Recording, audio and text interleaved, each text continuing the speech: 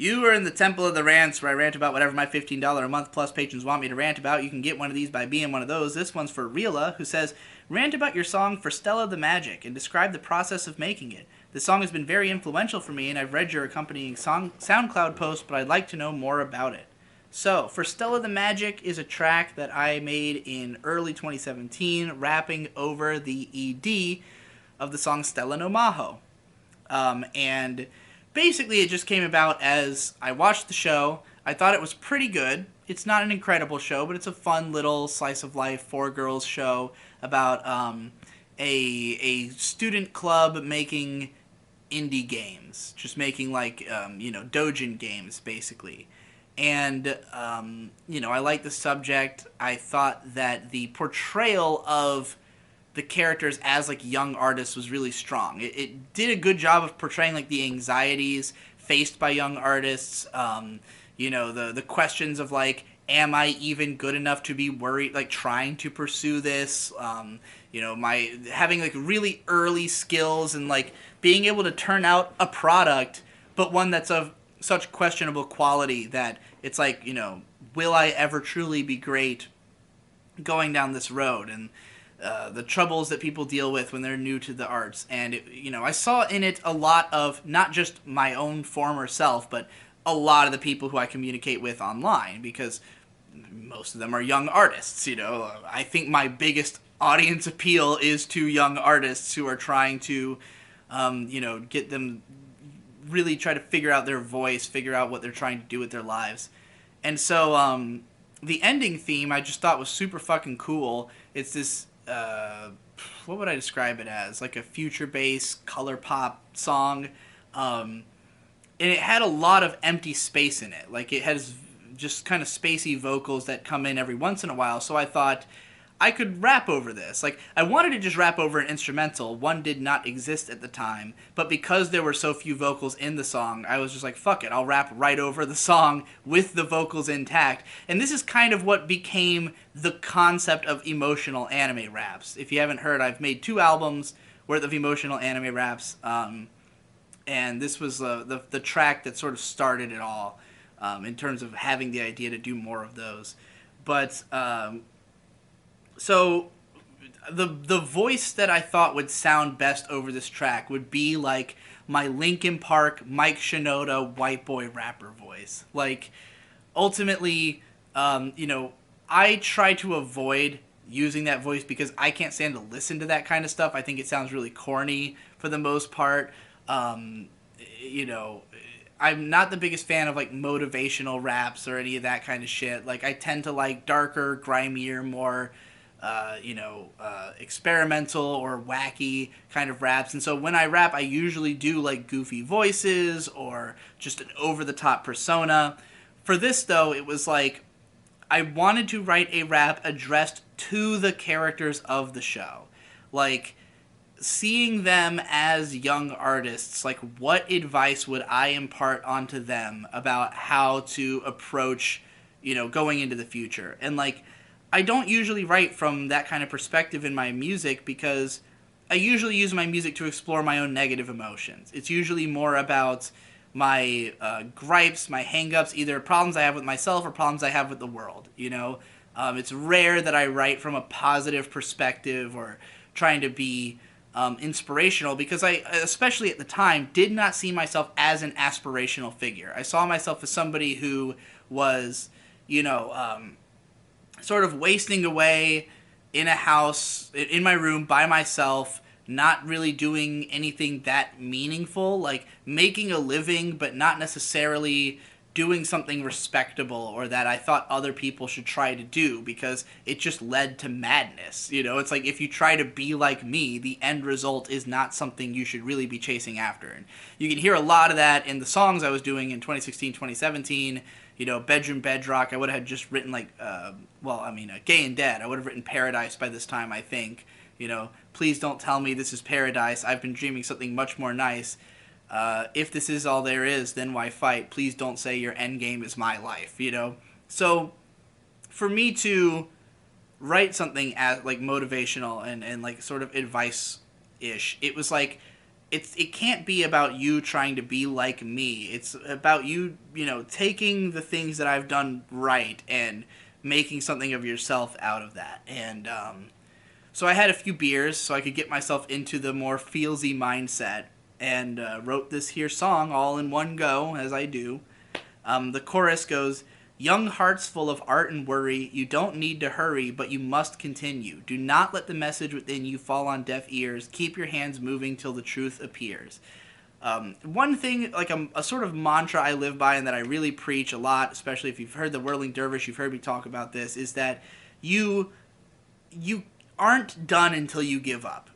Look at it like Dark Souls, right? In Dark Souls, the idea is that the moment you stop playing is when you go hollow. As soon as you don't have the drive in you to continue, and you've faced so much defeat that it's withered away your spirit and you don't feel like you can go on, that is what it means to go hollow. And when you do that, you lose your sense of self and you become just a mindless zombie. Do not go hollow, is basically what I'm saying. If you have a truth inside you that you need to let out, if you feel that there is a message that you need to be heard, then you have to keep going until your message is heard. It doesn't have to be fast. You don't need to hurry. You just have to continue until you do it. You just have to not go hollow.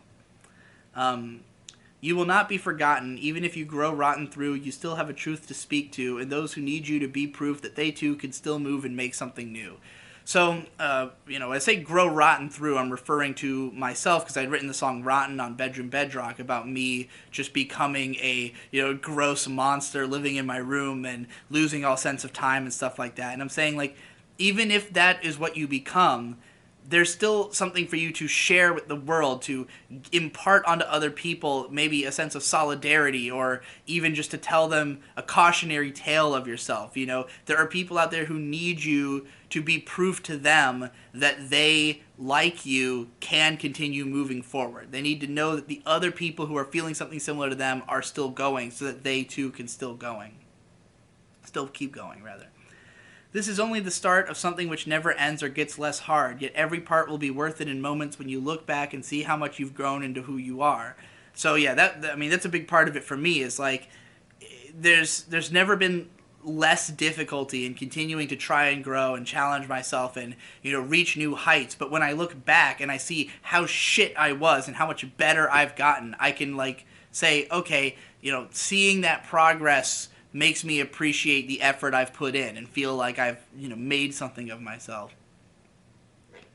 And the memories blot each page, demarcations of the ways you've aged, not all of which you wanted to see, but without each of which you could not be. And even as your heart breaks, taking tallies of all the mistakes, you can say at the very least you weren't afraid to try and make something. So, this is kind of like a imagery of going back through old notebooks, because I have, like, piles and piles of notebooks of all of my old work, going back. When I was a teenager, I mostly hand wrote things. So, I can read back through, see my aging, see where I was at each point. And a lot of it is failures and embarrassments and mistakes, but, I'm proud of myself for having kept at it and kept trying, because eventually it turned into something, Final chorus. Young hearts full of art and worry, you don't need to hurry, but you must continue. Do not let the message within you fall on deaf ears. Keep your hands moving till the truth appears. Embrace the fears and scream them. If the tears are fake, then make me believe them. If the pain is real, inflict it on me so I can see the world for what it should be. So basically I'm saying, take whatever you're afraid of, make that part of the message. If you have to fake it to make it, just make me believe it, and that's good enough. If you really are in pain, inflict that pain on me so I can see the world for what it should be. Like, I can really see the truth of what's going on and why you're in pain and what can be done to fix that. Because if you don't ever cry out, then no one will know what's wrong, If you can't believe in yourself, then believe in me, who believes in you until the day that you can too. This is straight up Kamina quote from Gurren Lagann. And if you need proof that someone needs you, flood the world with your words till the signal cuts back through. So, I'm very prolific personally. I'm somebody who, for a very long time, was creating lots and lots of art and not really getting any response at all, not having anybody tell me that my stuff was good, that I should keep doing it, that they were getting something out of it. But it was like I was so desperate for a connection, to believe that there was somebody who, who would understand my perspective and feel something, that I just kept flooding the world with my words until the signal cut back through. This is also kind of a reference to the Proto Men, to the song Breaking Out, where he's like, then break the silence and the signal back. And never stop or you will never know, because you cannot grow if you throw in the towel and go home. You must hammer it down to the bone. This is what I am and I will be known. So, yeah, pretty clear there. And there you go. That's my full breakdown of the lyrics and the construction of the song. I'm glad it was an inspiration to a lot of people, since that's literally the point, is to, like, inspire young people and just encourage them, like, hey, again, it's not going to be easy, it's not going to be fast, but you can do it if you just don't stop. You just have to keep going, because if you stop, you will not progress. There is no progress in stopping. There's only progress in continuing. No matter how long it takes or how painful it might be, if you let that message die inside of you, no one's ever going to hear it. The only way people are going to hear it is if you keep screaming it until it's heard. And maybe it'll never be heard, but at least you'll die trying.